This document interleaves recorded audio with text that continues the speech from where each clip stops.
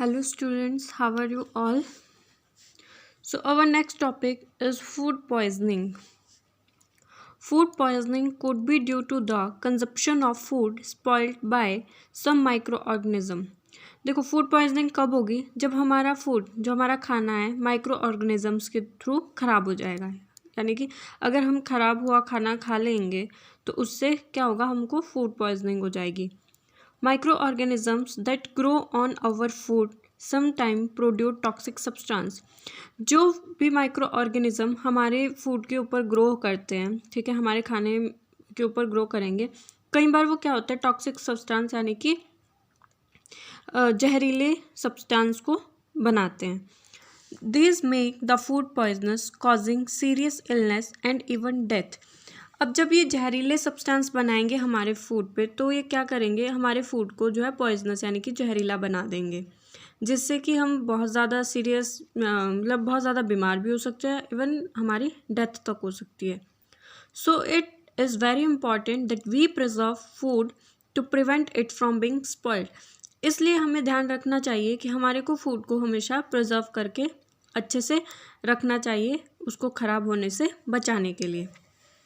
Next है हमारा food preservation. हम फूड को कैसे प्रिजर्व करके रख सकते हैं।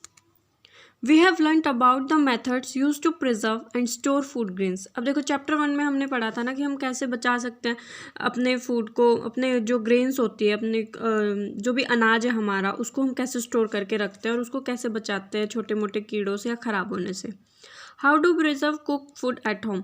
अब देखो ये तो हमारा सूखा भोजन था, ठीक है, कच्चा, जो हमने ग्रेन्स को, अपना अनाज को स्टोर किया था। अब इसमें हमने देखना है कि जो हमारा पका हुआ भोजन होता है उसको हम कैसे सुरक्षित रख सकते हैं। You know that bread left unseen under moist condition is attack by fungus. अब देखो अगर हम ब्रेड को ऐसे ही खुला छोड़ देंगे तो उसमें मॉइस्चर पकड़ जाएगा वो ब्रेड, ठीक है, जिससे कि उसमें फंगस अटैक कर जाएगी, फंगस लग जाएगी। Micro organism spoil our food. Micro organism हमारे फूड को क्या करते हैं, ख़राब करते हैं। Spoil food emit bad smell and has a bad taste and change colour. जो खराब हुआ खाना होगा, स्पॉइल्ड फूड, वो क्या करेगा, एक तो उसमें से गंदी सी स्मेल आएगी, उसका टेस्ट भी ख़राब हो जाएगा और उसका कलर भी चेंज हो जाएगा। इस spoiling of food a chemical reaction. जो हमारा फूड ये ख़राब हो जाता है वो क्या है, एक केमिकल रिएक्शन है, ठीक है। पहेली bought some mangoes but she could not eat them for a few days. Later, she found that they were spoiled and rotten. अब देखो पहेली है, वो क्या करती है, मैंगोज खरीदती है, कुछ टाइम तक उनको वो खाती नहीं है, ठीक है। जब वो मतलब कुछ दिनों तक वो उनको ऐसे ही रखा रहने देती है, नहीं खाती है।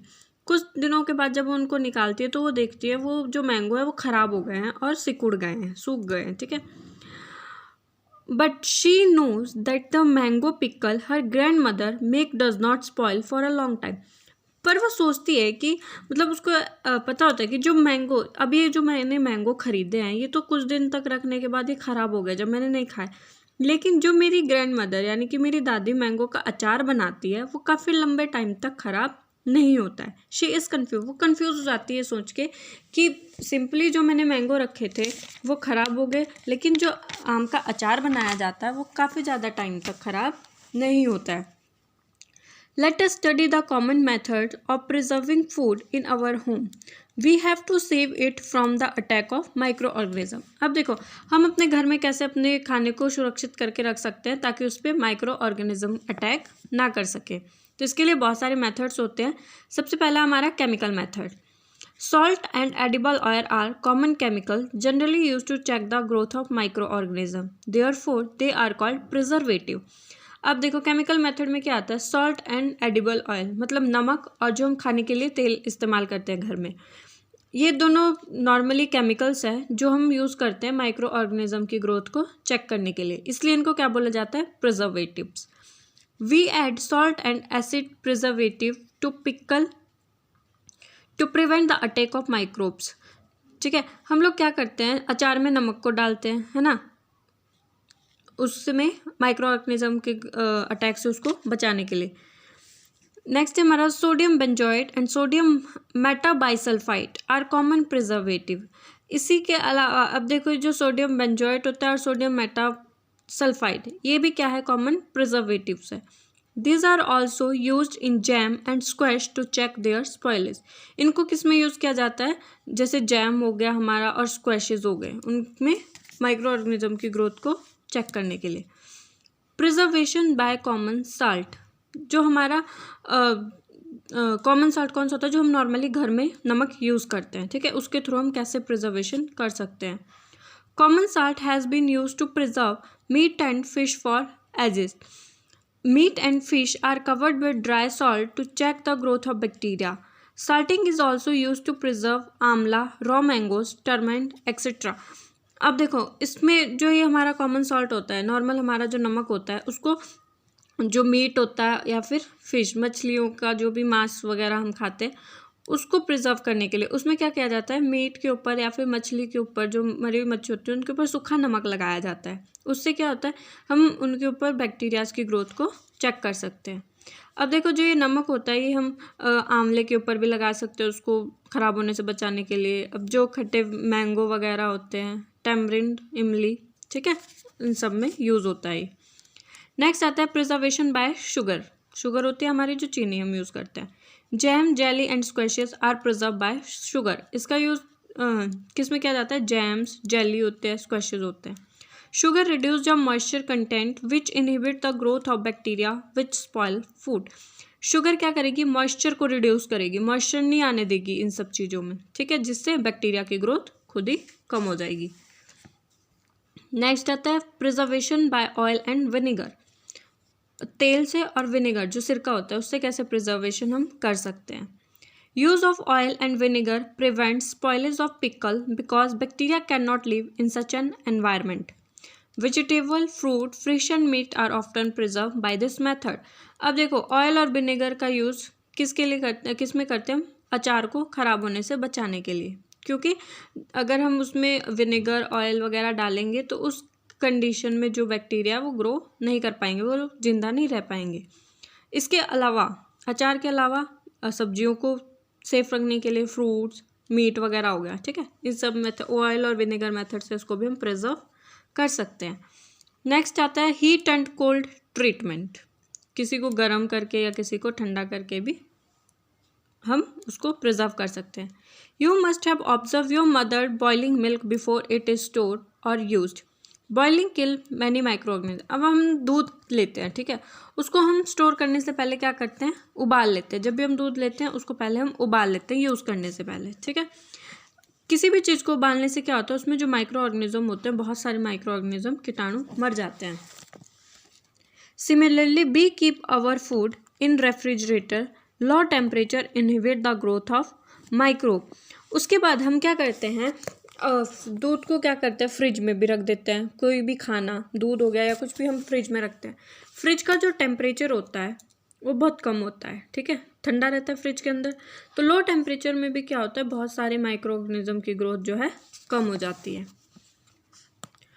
Pasteurised milk can be consumed without boiling as it is free from harmful microbes.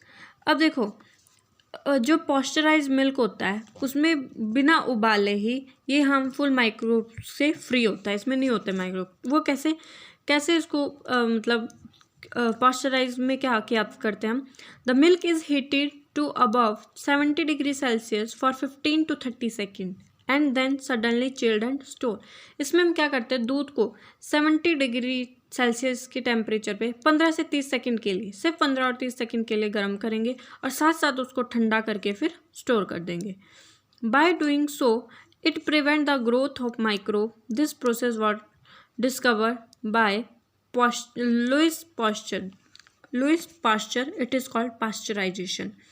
Pasteurised milk में क्या होता है कि हम दूध को 70 डिग्री सेल्सियस तापमान पे 15 से 30 सेकंड के लिए गर्म करेंगे, साथ साथ ही उसको ठंडा कर देंगे और स्टोर करेंगे। इससे क्या होगा, जो उसमें माइक्रो ऑर्गेनिज्म होंगे उनकी ग्रोथ कम हो जाएगी, ठीक है। This process was discover by Louis Pasteur. ये प्रोसेस किसने डिस्कवर की थी, लुइस पास्चर ने, इसलिए इसका नाम रखा गया pasteurization. Next storage and packing. कैसे हम स्टोर कर सकते हैं और कैसे हमने इस फूड को स्टोर करना है और उसको पैक करना है। These are dry fruits and even vegetable are sold in sealed air-tight packets to prevent attack of microbe। जैसे हमारे ड्राई फ्रूट्स होते हैं और वेजिटेबल्स होती हैं, उनको हमें जो एयर टाइट बॉक्स होते हैं उसमें बंद करके रखना चाहिए, एयर टाइट डिब्बों में, ताकि उसके अंदर माइक्रोब अटैक ना कर सके, उसमें मॉइस्चर ना आए। ठीक है, तो ये हमारे मेथड थे प्रिजर्वेशन के। कौन कौन से थे? Chemical method, permanently common salt जो हम घर में यूज़ करते हैं, preservation by sugar, preservation by oil and vinegar, heat and cold treatment, storage and packing. Next आता है हमारा नाइट्रोजन फिक्सेशन। ये मैंने आपको फर्स्ट चैप्टर में भी बताया था कि नाइट्रोजन फिक्सेशन कैसे होती है। You have learned about the bacteria rhizobium in class 6th and 7th। Rhizobium में एक बैक्टीरिया होता है, ठीक है। It involve the fixation of nitrogen leguminous plant. ये किस में इन्वॉल्व होता है? ये किस में प्रेजेंट होता है? लेग्यूमिनस प्लांट्स में, ठीक है, फली वाले जो पौधे होते हैं उसमें ये नाइट्रोजन की फिक्सिंग करता है। Recall the rhizobium live in the root nodules of leguminous plant such as beans and pea. ये कहाँ पे रहता है? लेग्यूमिनस प्लांट यानी कि फली वाले पौधों की जड़ों में। किस टाइप के फली वाले पौधे? जैसे बीन्स हो गए और पीज हो गए, मटर वगैरह। With which it has symbiotic relationship. Symbiotic relationship में रहता है ये। Sometime nitrogen get fix through the action of lightning, but you know that the amount of nitrogen in the atmosphere remain constant. You may bound how? Let us understand this is in the new section. अब देखो, ये जो nitrogen की fixation ये करता है, उसके बाद भी जो नाइट्रोजन का अमाउंट है वो कांस्टेंट रहता है एटमॉस्फेयर में। वो कैसे रहता है? नेक्स्ट आता है हमारा नाइट्रोजन साइकिल। तो नाइट्रोजन फिक्सेशन किसके थ्रू होती है? राइजोबियम बैक्टीरिया के थ्रू, ठीक है, सॉइल में।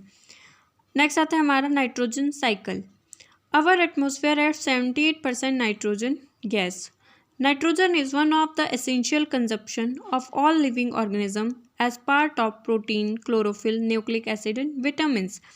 हमारा जो एटमॉस्फेयर है उसमें 78% नाइट्रोजन गैस होती है, ठीक है। एटमॉस्फेयर में सबसे ज़्यादा नाइट्रोजन ही प्रेजेंट है। देखो, जैसे हमारे को लिविंग ऑर्गेनिज्म को प्रोटीन, क्लोरोफिल वगैरह, न्यूक्लिक एसिड, विटामिन की ज़रूरत होती है, वैसे ही नाइट्रोजन की भी ज़रूरत होती है। The atmospheric nitrogen can be taken directly by plants and animal. देखो, जो एटमॉस्फेयर में नाइट्रोजन प्रेजेंट होती है उसको कोई भी एनिमल या प्लांट डायरेक्ट नहीं ले सकता है। Certain bacteria and blue green algae present in the soil fix nitrogen from the atmosphere and convert it into compounds of nitrogen. अब देखो, जो बैक्टीरिया प्रेजेंट होंगे, कुछ एक बैक्टीरिया जैसे ब्लू ग्रीन एल्गी हो गई, ये भी किस में प्रेजेंट होती है? सॉइल में। ये क्या करेगी? एटमॉस्फेयर से नाइट्रोजन को लेगी और उसको नाइट्रोजन के कंपाउंड में कन्वर्ट कर देगी, छोटे छोटे कंपाउंड्स में तोड़ देगी। Once nitrogen is convert into this unusable compound, it can be utilized by plant from the soil through their root system. अब देखो, जब नाइट्रोजन इसके कंपाउंड में कन्वर्ट हो जाएगी, ठीक है, तो प्लांट्स उसको ले लेंगे। किस में से? सॉइल में से। किसके थ्रू? अपने रूट्स के थ्रू। सॉइल में मिक्सअप हो जाएगी ना ये नाइट्रोजन, तो वहाँ से प्लांट अपने रूट के थ्रू ले लेंगे। Nitrogen is then use for the synthesis of plant protein and other compound. उसके बाद ये क्या बनाएगी? नाइट्रोजन प्लांट प्रोटीन्स बनाएगी और अलग और कंपाउंड इसके बनाएगी। Animal feeding on plants get this protein and other nitrogen compound. अब देखो, जो एनिमल उन प्लांट्स को खाएंगे, ठीक है, देखो प्लांट्स ने सॉइल में से नाइट्रोजन ले ली, उसके बाद उन्होंने प्रोटीन सिंथेसाइज किए और अदर सब्सटेंस सिंथेसाइज किए। उसके बाद एनिमल ने प्लांट को खाया, ठीक है, एनिमल ने प्लांट को खाया तो वो वो जो प्रोटीन थे, ठीक है, और नाइट्रोजन कंपाउंड वो एनिमल बॉडी में भी चले गए। When plant and animal die, bacteria and fungi present in the soil convert into nitrogenous base into nitrogenous compound to be used by plant again. अब जब वो प्लांट और एनिमल मर जाएंगे, उसके बाद उनके ऊपर जो बैक्टीरिया और फंजाई ग्रो होंगे, वो क्या करेंगे? नाइट्रोजनस बेस को कन्वर्ट कर देंगे, किसमें? नाइट्रोजनस कंपाउंड में, और फिर दोबारा से उनको जो वहाँ पे प्लांट ग्रो हो गए वो दोबारा उनको ले लेंगे। Certain other bacteria convert some part of them into nitrogen gas which goes back into the atmosphere. और कुछ बैक्टीरिया क्या करेंगे, फिर से इसको नाइट्रोजन गैस में कन्वर्ट, आधा पार्ट नाइट्रोजन कंपाउंड का नाइट्रोजन गैस में कन्वर्ट कर देंगे, जो कि वापस कहाँ चला जाएगा, एटमॉस्फेयर में. As a result the percentage of nitrogen in the atmosphere remain more or less constant.